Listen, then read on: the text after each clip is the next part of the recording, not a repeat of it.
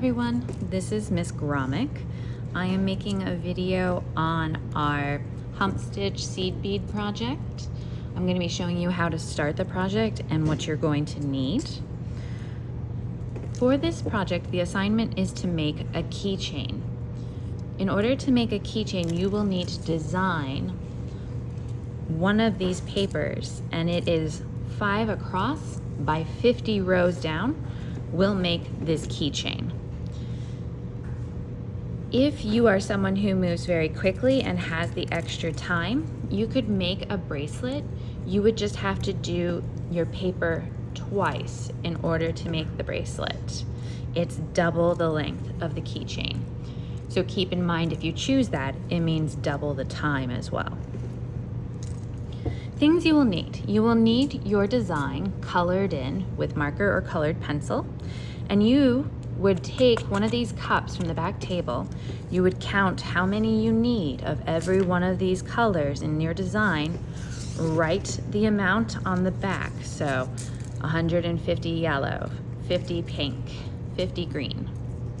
You would go over to my back table and you would count out those beads into a cup that you would keep in your bins. You are also going to need a piece of the fire line. It's kind of like fishing line. It's waxed and it's very strong. And you are going to need your wingspan in order to do the keychain.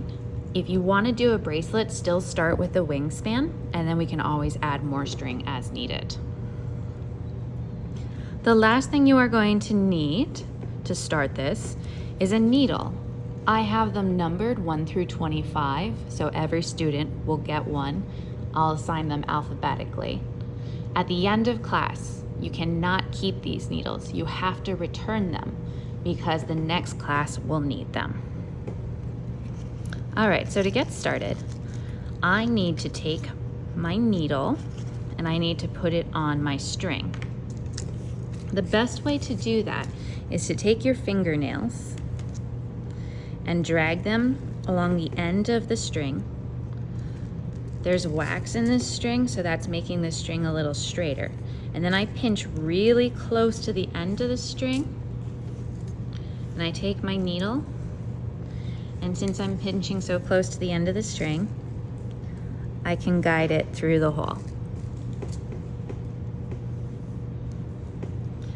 Now, I pull it through a little bit, and then I can just fold it over. I'm not tying any knots. I don't want to tie any knots. The wax will keep it in place and I don't have to worry about it coming out. So I have my needle and I have my string, and I'm gonna go all the way down to the end of my string because that's where I'm gonna start with my work. The background of my design that I'm doing is yellow. So I'm gonna start with 11 yellow beads on my needle. This is not part of my design. This is to start the area that is for attaching a jump ring so that it can hang. It's this little curve, this arch we want to have so that we can hang these. So I need 11 yellow beads because that's my background color. If you don't have a clear background color, just pick which color you like. So 1, and I usually scoop with the needle, 2, 3, 4, 5, 6, 7, 8, 9, 10, 11. So I have 11 yellow beads on here, and I'm going to slide them all the way down from the needle to the end of my string, leaving about 3 or 4 inches. So I have them on the end here. So I have what's called, I call a tail, and then I have my needle all the way at the beginning. And what I want to do is I want to create one big loop so that I can tie these into a circle. So the end that the tail is coming out is the end I'm going to put my needle through. And I'm going to go through all 11 beads again.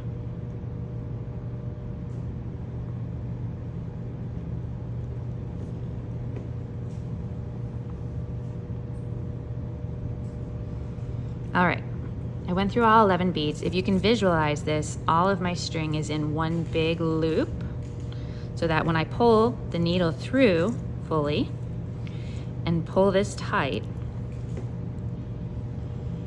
you can see the loop now better. And then as I pull it tight, my beads will go into a circle. And I'm just gonna double knot that right there. Once. Make sure not to catch any beads in your knot. Twice.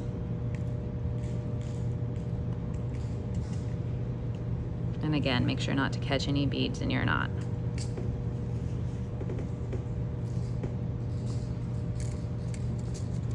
Now, if you don't like having this long tail, you could trim that off.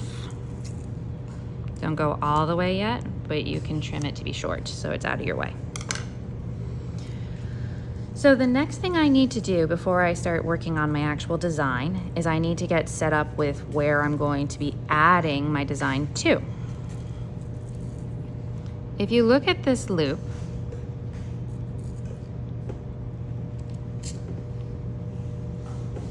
trying to make sure it's in focus, there we go.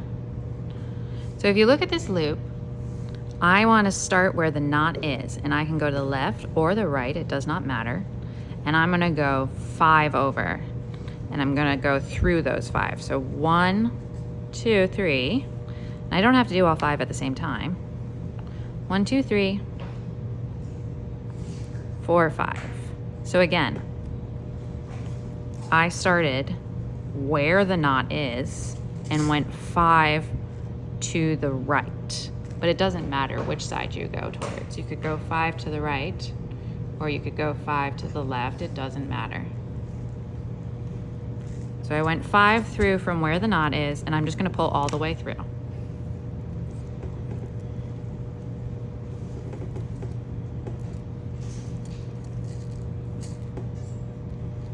So now I have 5 in a row with 6 above, creating that arch that I wanted for this to hang from. Now, I always like to start with my string on the left side, but it doesn't matter which side you start with.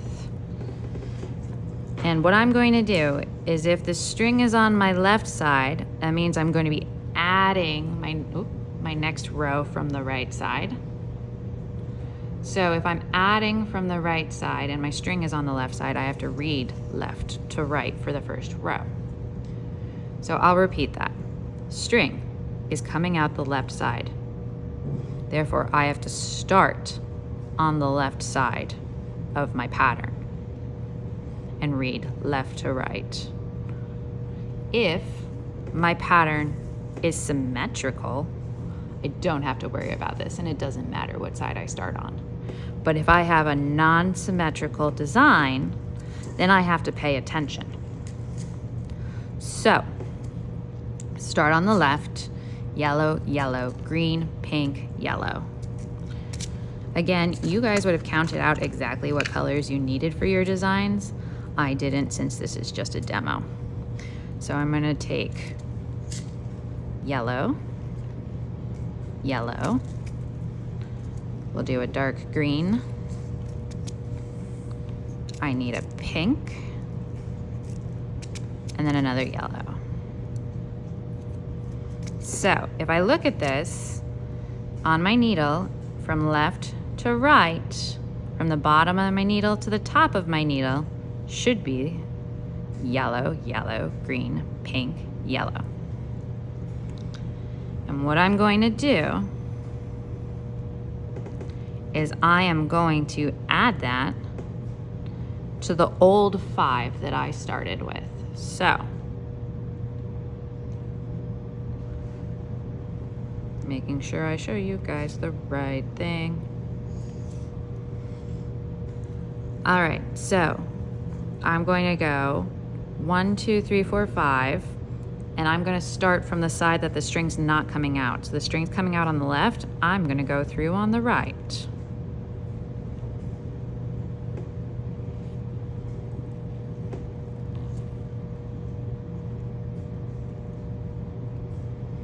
and I'm gonna go through all 5.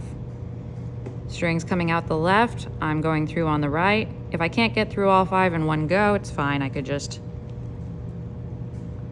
do 3 or 4 and then do the last ones.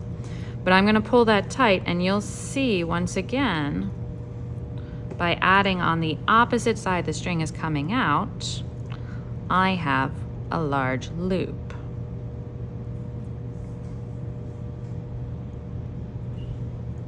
So you see that loop? And if I pull that tight, it now lines up underneath the row before and in the order I want. The yellow, yellow, green, pink, yellow.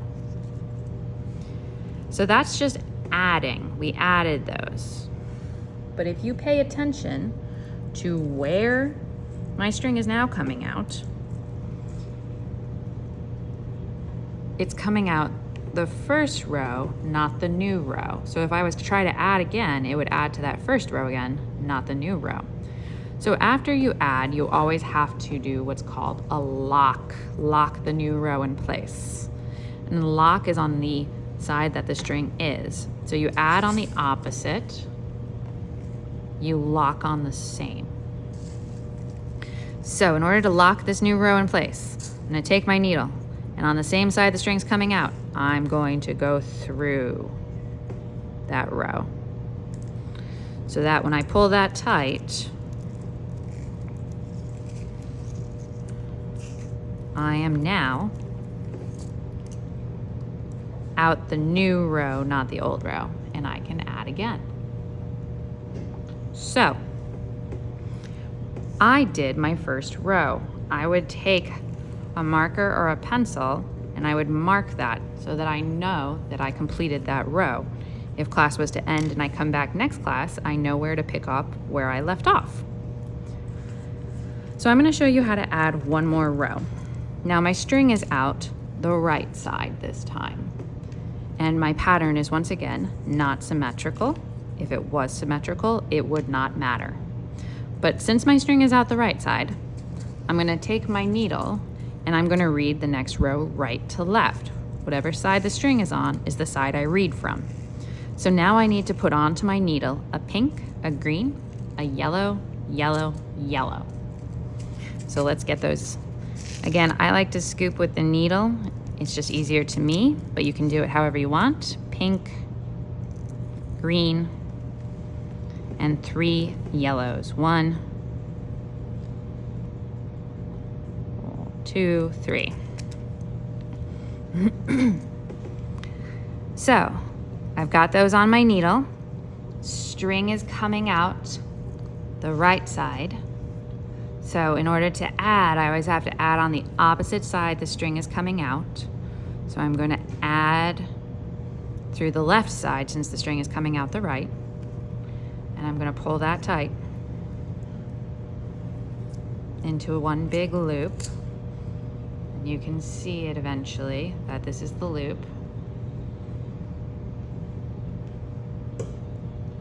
And it should line up in the order I want it to be.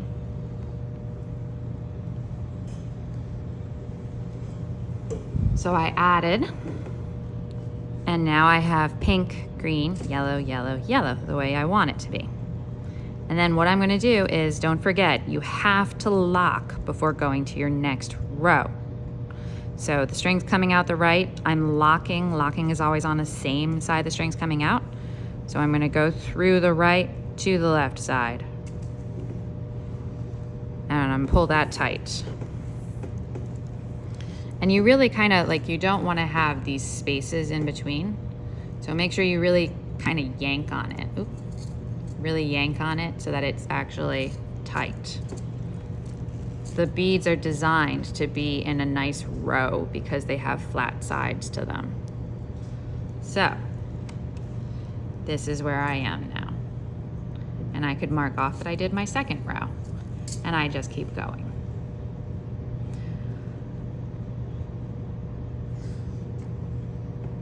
Make sure that at the end of class, you just gently put this into your boxes without trying to crumple up your string. You don't want to get knots in your string. And you would take your needle off and put it back with your number so that the next class would have the needle. You also want to make sure that you keep lids on your beads so that they don't pour out and dump everywhere. And that's what you would do. If you have, say you added a row and you forgot to lock it before adding another row, don't try to weave back with the needle on. Take the needle off and just pull and yank the string out. If you do it with the needle on, the needle might split the string and you might create a really big knot. At any point, if your string does get knotted, check in with me and I will show you how to either cut that knot off, undo the knot, or add new string. Okay? So that's how you get started. Good luck.